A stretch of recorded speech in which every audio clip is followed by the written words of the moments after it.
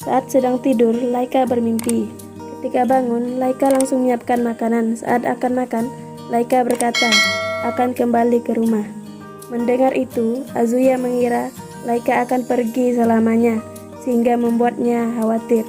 Laika menjelaskan, aku harus menghadiri pernikahan, jadi aku harus pulang sementara. Tak lupa, Laika mengajak lainnya untuk ikut menghadiri pernikahan. Kemudian mereka menuju Gunung Roko, gunung berapi di mana keluarga Laika tinggal. Sepanjang perjalanan, Azuya dan anaknya melihat pemandangan yang sangat indah, sedangkan Halkara malah mual karena berada di ketinggian sesampainya di Gunung Roko. Alfa takjub melihat banyak naga. Lalu Laika mengajak Azuya berkenalan dengan keluarganya. Ayah dan ibu Laika sangat gagah. Tak lama datang kakak Laika bernama Laila bersama calon suaminya. Tiba-tiba mereka kedatangan tamu. Tak lain tak bukan adalah naga biru. Tanpa berlama-lamaan, naga biru langsung menyemburkan nafas.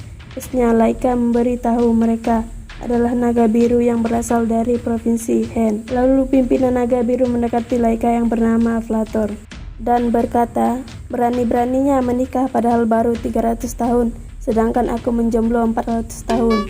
Setelah itu terjadi pertarungan antara dua belah pihak naga, sementara Azuya membawa Halkara dan anaknya ke tempat aman. Melihat keributan yang dibuat, naga biru Azuya tidak terima begitu saja. Sebenarnya Azuya ingin membantu naga merah, tetapi dia tidak mau mencampuri urusan orang lain. Tiba-tiba ada naga biru menghampiri Azuya karena naga itu menakuti anaknya. Azuya tidak tinggal diam. Dengan levelnya yang max, ia mengeluarkan tendangan super opennya. Setelah itu Azuya menghadapi naga yang tersisa dengan mudahnya melumpuhkan semua. Ini tinggal pimpinannya yang tersisa. Saat berhadapan dengan Flator, tendangan pertama Azuya masih bisa ditahan Flator. Tapi dengan kombinasi sihir api Flator berhasil dikalahkan.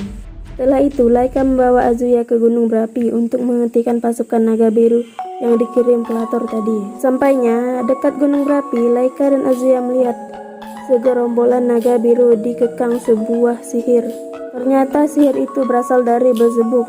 Mengetahui itu, Azuya langsung memeluk Beelzebub. Setelah itu, Azuya menyuruh Flator untuk menggunakan wujud manusianya. Lalu Laika menuntut ganti rugi kepada Flator. Ditambah lagi Azuya mengusulkan perjanjian agar Flator tidak mengganggu naga merah. Karena melihat senyum menakutkan Azuya, Flator pun mengiyakan. Mulai sekarang Gunung Roko menjadi damai. Lalu Beelzebub dan Azuya telah menjadi saksi perdamaian ini. Jika dari salah satu pihak melanggar perjanjian, maka konsekuensinya akan setara dengan perbuatannya. Setelah itu Azuya pergi ke aula pernikahan. Terlihat Laila dan suaminya ganteng dan cantik. Tak lama datang Flator yang membawa setangkai bunga mawar dan memberikannya ke Laila sambil malu-malu. Selesai acara pernikahan, terlihat Laika tertidur di pangkuan Azuya. Di aula terlihat Halkara sudah mencapai batasnya karena terlalu banyak minum alkohol. Setelah itu Beelzebub mengajak Azuya ke pemandian.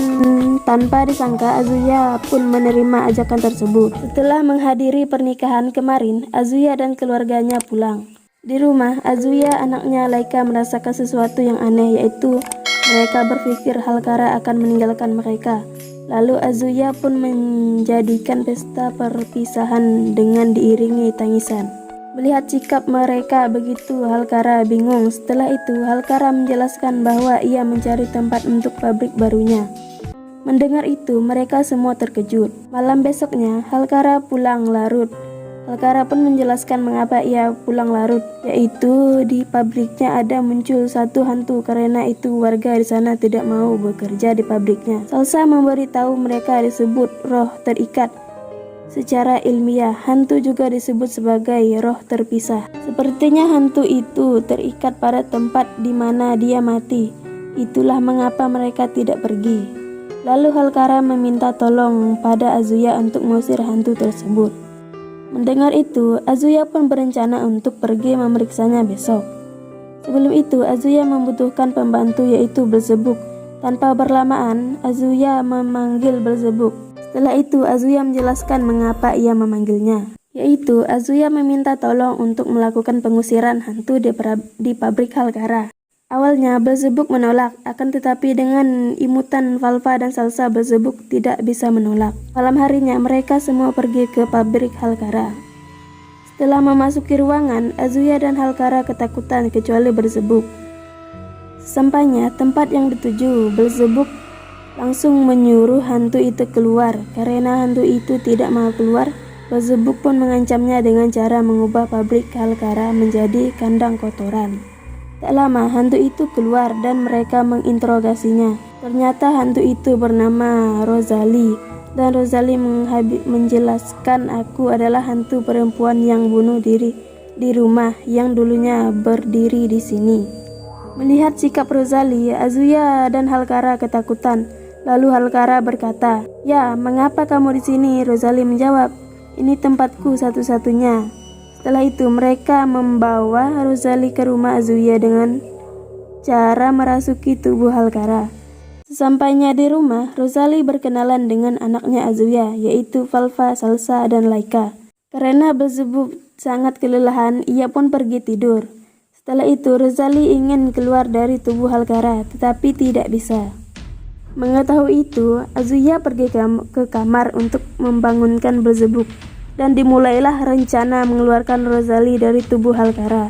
Tetapi cara mengeluarkan Rosalie gagal. Pada akhirnya mereka semua melakukan cara yang terlintas di kepala mereka masing-masing. Sampai keesokan harinya Rosalie masih belum keluar. Lalu Azuya terpikirkan sebuah cara, yaitu membuat Rosalie tertidur, mungkin Halkara akan kembali. Ternyata cara ini cukup ampuh dan berhasil. Setelah itu, Beelzebub membangunkan Rosalie kembali, terus memisahkannya dari tubuh Halkara dengan cara memasukkan Halkara ke dalam bak mandi. Dan cara ini pun berhasil. Setelah itu, Azuya kepikiran untuk membuat orang dekat pabrik Halkara supaya tidak ketakutan dengan menunjukkan wujud asli Rosalie. Tak disangka, semua orang menyukai Rosalie karena keimutannya. Karena Azuya sudah menyelesaikan konflik naga merah dan naga biru, Beelzebub memberitahu akan mendapatkan medali penghargaan dalam bentuk kategori kedamaian. Upacaranya akan dimulai 3 hari lagi di alam iblis. Ketika mendengar alam iblis, Azuya dan lainnya ketakutan. Waktu dulu, iblis suka menghancurkan manusia, tetapi sekarang semua iblis memiliki etika sopan santun. Untuk pergi ke alam iblis, mereka harus memiliki etika juga.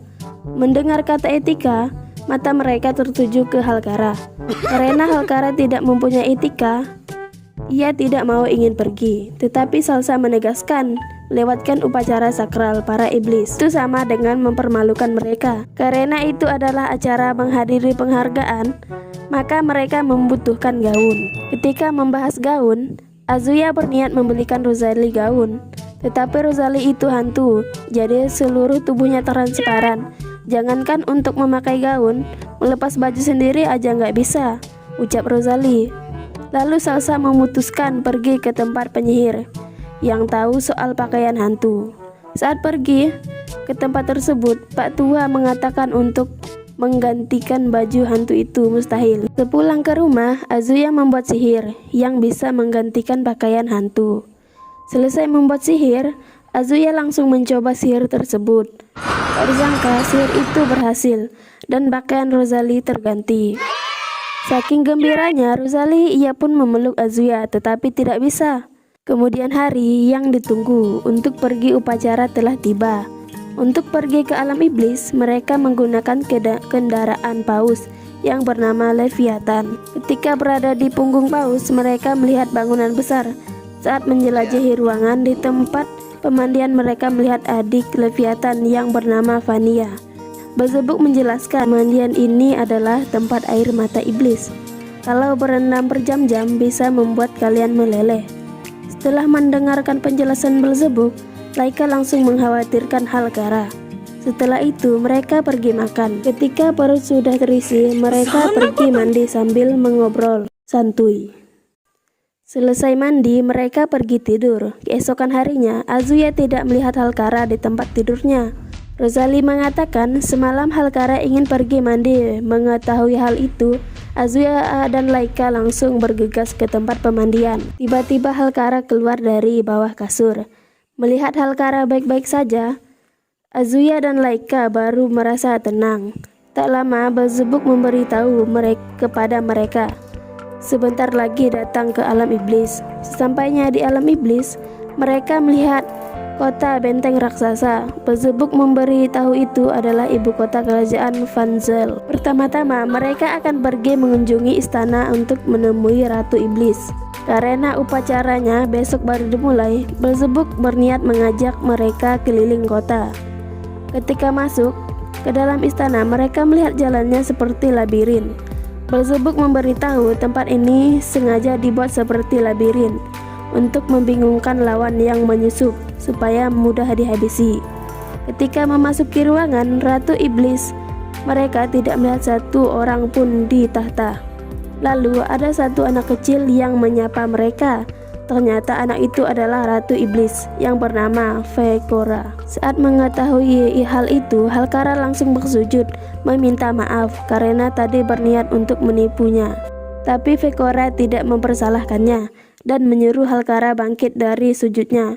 Tetapi saat Halkara berdiri, kepalanya malah berbenturan dengan kepala Vekora, sehingga membuat Vekora pingsan. Halkara pun dipenjarakan dan ditambah lagi hukuman eksekusi.